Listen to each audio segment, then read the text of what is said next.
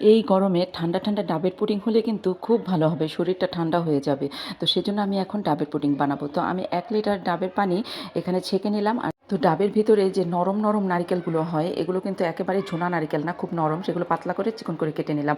আর তারপর ডাবের পানির মধ্যে 3 টেবিল চামচ চিনি আর 1 টেবিল চামচ আগার আগার পাউডার দিয়ে খুব ভালোভাবে মিশিয়ে নিয়ে চুলায় বসিয়ে দিলাম। তারপর মিডিয়াম আঁচে এটা বলক আসলো, বলক আসার পর আরও 2 থেকে 3 মিনিট জাল করে নিলাম। তারপর চুলা থেকে নামিয়ে আমি একটা টিফিন ক্যারিয়ারের বাটি নিলাম, সেই বাটিতে এই ডাবের পানিটা আমি গরম থাকতেই ঢেলে দিলাম।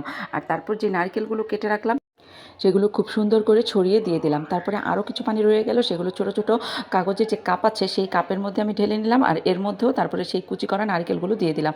আর এখন এই ঠান্ডা হওয়ার জন্য ফ্রিজের নর্মাল চেম্বারে রেখে দিলাম 30 মিনিটের জন্য। 30 মিনিট পর নামিয়ে নিয়ে আসলাম, মোল্ড আউট করে এভাবে কেটে নিলাম। তো হয়ে গেল আমার খুব মজার ঠান্ডা ঠান্ডা ডাবের পুডিং। তো আপনারাও এভাবে বাসায় বানিয়ে নিতে পারেন।